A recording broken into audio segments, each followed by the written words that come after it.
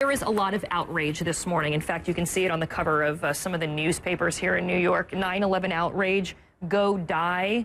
Zadroga ruling tells cancer-stricken Ground Zero workers, go die. Well, this is because of a new report finding not enough evidence to link cancer in 9/11 responders to the dust and smoke at the World Trade Center site and other areas where firefighters and police officers were working. It means that those who worked at Ground Zero and places like landfills in Staten Island in the days following the 9/11 attacks will not have their cancer treatments covered as part of a government health program. Our next guest called that decision an insult. John Fiel was a demolition supervisor at Ground Zero. In fact, he lost part of his foot there. He has respiratory problems, and he has become a first responder advocate. Thanks so much for joining us this morning. Thank you for having me. Part of the Feel Good Foundation. There is a lot of outrage this morning. How do you feel this morning, and what are your biggest concerns about this ruling? As a 9/11 responder, I'm insulted. As an advocate, I'm disappointed. I get about 200 or 300 emails a day on average. Last night I had 900, and I had about 300 phone calls. People crying, grown men, widows, and those who have husbands that are sick and dying in the hospital right now with cancer. This is utterly a slap in our face, and it's adding salt to a wound that hasn't closed in 10 years.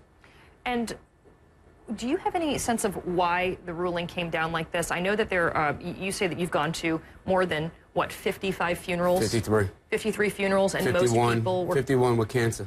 Cancer, and these are people who had absolutely no signs of anything, any health problems before 9/11. Never. Why then was cancer excluded in this bill to help monitor, treat, and compensate first responders? Well, they tell you that it's because there's no scientific evidence. And again, I don't need somebody with 12 years of college telling me that there's no evidence. The deaths, every time somebody dies, CNN or somebody in the media covers these stories. The people that have passed away is enough proof already. We've had 10 years of people getting sicker and dying. I don't need scientific research. The numbers are staggering. Yeah, it's alarming. And they know that. Dr. Howard knows that. And let's not make Dr. Howard out to be the big guy. This is the doctor who issued the report. Dr. Howard's been a champion and an ally to the 9/11 community. But he also has bosses, and he works for higher up. And I got to believe that there's a reason why this hasn't been done. But I challenge the New York delegation to step up their rhetoric and to bring attention to this cause, because for years we've advocated for the bill to get passed. Right. And now we have to advocate again to get this added to the bill. There's always obstacles and hurdles. This bill's not perfect, but adding cancer to this bill will surely help those who need it. Okay, so there is some hope in that. You said you need the delegation to be vocal. Sure. I know that many of the elected leaders, both on the senators, the congressmen, others, have been really, from New York, have been trying to get this Absolutely. passed. They said there was some political wrangling involved with Sure. the cancer diagnosis. But the good news is they say they're going to revisit this in a few months, and that perhaps by then they'll have the results or more results of some studies that have been done to sort of bolster the claim that, yes, cancer was caused. How hopeful are you this will happen quickly? I'm confident cancer gets added to the bill. I'll bet my one kidney that I donated that it gets added.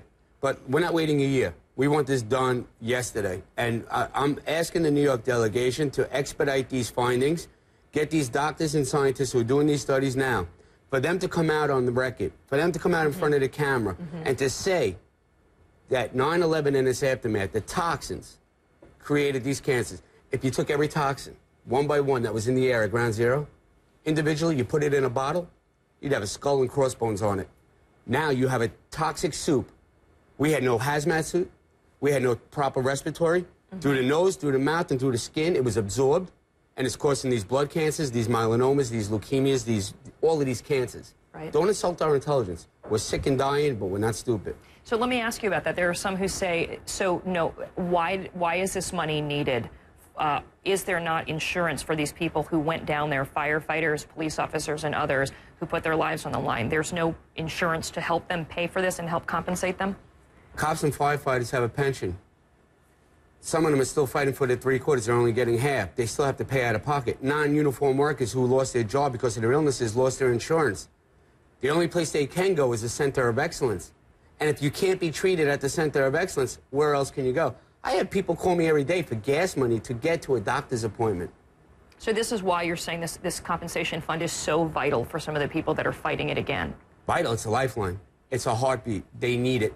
And let's cut to it all.